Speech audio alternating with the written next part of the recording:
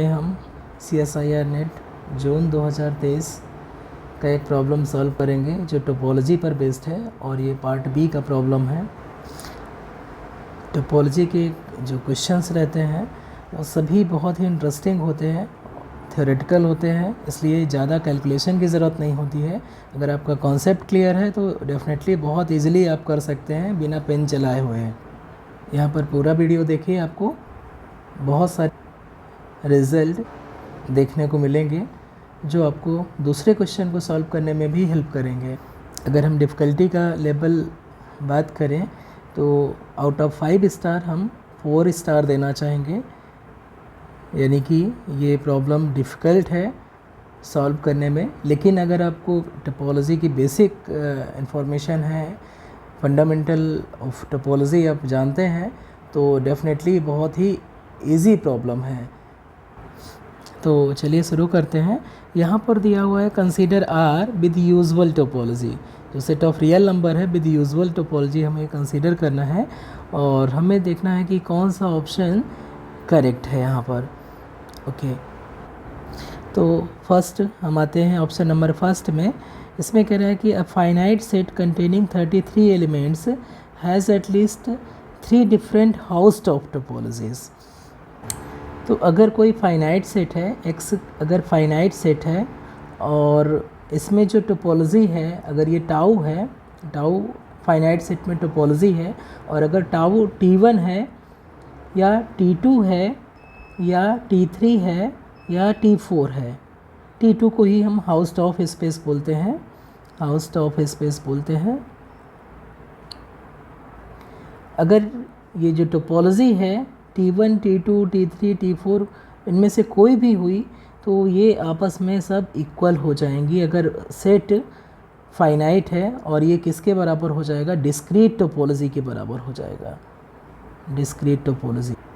और हम जानते हैं कि किसी भी सेट में जो डिस्क्रीट टोपोलॉजी है वो यूनिकली डिफाइंड होती है, जिसमें कि सारे सबसेट उस सेट के ओपन सेट होते हैं। तो अगर यहाँ पर फाइनाइट सेट है जिसमें 33 एलिमेंट हैं तो 3 डिफरेंट हाउस ऑफ टोपोलॉजी नहीं मिलेंगी।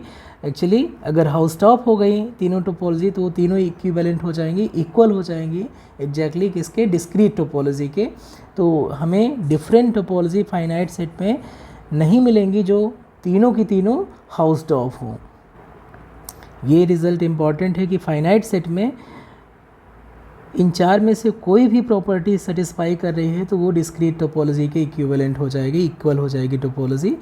और यहाँ पर कह रहा है 3 डिफरेंट हाउस ऑफ टोपोलॉजी। अगर हाउस ऑफ हम लेते हैं तो सभी की सभी डिस्क्रीट टोपोलॉजी के इक्वल हो जाएंगी, इसलिए डिफरेंट हमें 3 house of topology finite set में नहीं मिलेगी। फर्स्ट ऑप्शन है ये ऑब्वियसली इनकरेक्ट हो जाएगा। अगेन यहाँ पर सेकेंड ऑप्शन में दिया हुआ है X be non empty finite set with house of topology और consider X cross X with product topology, then every function from F from X cross X to R is continuous. तो ये जो statement है actually ये correct है। ये क्यों correct है?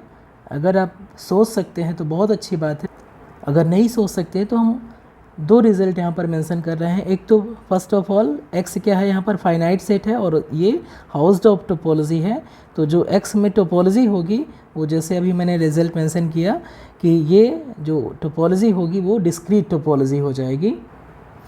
तो एक्स में डिस्क्रीट टोपोलॉजी हो गई और एक्स में डिस्क्रीट टोपोलॉजी होने की वजह से जो प्रोडक्ट स्पेस है एक्स क्रॉस एक्स, इसमें भी डिस्क्रीट टोपोलॉजी हो जाएगी, यानी कि x cross x discrete space बना लेगा। और एक रिज़ल्ट है सिंपल सा कि कोई भी मैप एफ अगर डिस्क्रीट स्पेस से किसी भी स्पेस में है तो वो ऑलवेज कंटिन्यूअस होगा। तो चूँकि यहाँ पर जो डोमेन में जो टोपोलॉजी है एक्स क्रॉस एक्स में ये डिस्क्रीट टोपोलॉजी है, तो एफ डिस्क्रीट टोपोलॉजी से किसी भी स्पेस में मैप हो ये ऑलवेज कंटिन्यूअस रहेगा। तो ऑप्शन सेकेंड यहाँ पर करेक्ट हो जाएगा। नेक्स्ट ऑप्शन को हम आते हैं। यहाँ पर कह रहा है कि एक्स डिस्क्रीट टोपोलॉजी है और इसमें इनफाइनाइटली मैनी पॉइंट्स हैं। कह रहा है कि एफ आर टू एक्स ये कंटिन्यूअस फंक्शन है और जी एक्स से आर में एनी नॉन कांस्टेंट फंक्शन है, कोई भी नॉन कांस्टेंट फंक्शन है। ये यहाँ पर जस्ट फंक्शन कहा है जी को, ये कंटिन्यूअस फंक्शन है, ये नहीं कहा है, कह रहा है कि ये जी कोई भी नॉन कांस्टेंट फंक्शन है। Then range of F composite ji contains at least 2 element. Already actually हमने सेकेंड ऑप्शन को करेक्ट कर लिया है, कंक्लूड कर लिया है, और ये पार्ट बी का प्रॉब्लम है, तो हमें ऑप्शन थर्ड और फोर्थ को चेक करने की ज़रूरत नहीं है। लेकिन सेम प्रॉब्लम पार्ट सी का भी प्रॉब्लम हो सकता है, इसलिए हमें बाकी दो ऑप्शन को डिस्कार्ड करना होगा इन केस अगर ये पार्ट सी का प्रॉब्लम होता। तो देखिए हम इसमें क्या रिज़ल्ट यूज़ कर सकते हैं। यहाँ पर जो मैप दिया हुआ है F, first of all x क्या है, डिस्क्रीट टोपोलॉजी है, और डिस्क्रीट टोपोलॉजी हमेशा डिस्कनेक्टेड होता है। इनफैक्ट जो डिस्क्रीट टोपोलॉजिकल स्पेस होता है वो टोटली डिस्कनेक्टेड स्पेस होता है। मींस उसमें सिंगल्टन सेट ही कनेक्टेड सेट हो सकते हैं, इसके अलावा कोई भी सेट होगा तो वो डिस्कनेक्टेड हो जाएगा। और चूँकि R with usual topology connected होता है, R विद यूजुअल टोपोलॉजी, चूँकि R क्या है, R को हम लिख सकते हैं -∞ to ∞, ये एक इंटरवल है, और interval with respect to usual topology connected होते हैं। और कंटिन्यूअस मैप हमेशा कनेक्टेड सेट को कनेक्टेड सेट पे भेजता है। तो यहाँ पर जो F दिया हुआ है कंटिन्यूअस मैप है, और R चूँकि कनेक्टेड सेट है, तो जो इसकी इमेज होगी f ऑफ R वो क्या हो जाएगा, ये कनेक्टेड सेट हो जाएगा। और चूँकि जो कोडोमेन है उसमें जो टोपोलॉजी दिया हुआ है x में वो क्या है, डिस्क्रीट टोपोलॉजी है, और डिस्क्रीट टोपोलॉजी में जो कनेक्टेड सेट हैं वो सिर्फ और सिर्फ सिंगल्टन हो सकते हैं। इसका मतलब जो इमेज होगी f ऑफ R होगी वो क्या हो जाएगी, किसी सिंगल्टन सेट के बराबर हो जाएगी, किसी सिंगल्टन सेट के बराबर हो जाएगी। यानी कि ये जो मैप होगा वो कांस्टेंट मैप हो जाएगा कि f of alpha equal to x for all alpha belongs to real number. यानी कि जो फंक्शन f है that is f is constant map, f constant map हो जाएगी। और f अगर कांस्टेंट मैप हो गया तो हम क्या कर सकते हैं, पहले हमें f R से x में पहुँचे, और फिर अगेन यहाँ से x से R में हम जा रहे हैं g के थ्रू। तो यहाँ पर इमेज क्या आ रही है, ये सिंगल्टन आ रही है, सिंगल्टन सेट आ रही है, चूँकि कांस्टेंट मैप है। तो जैसे ही हम g को यहाँ पर कंपोजिशन लेंगे तो अल्टीमेटली क्या आ जाएगा, जो f कंपोजिट g है ऑफ R की वैल्यू ये क्या हो जाएगी,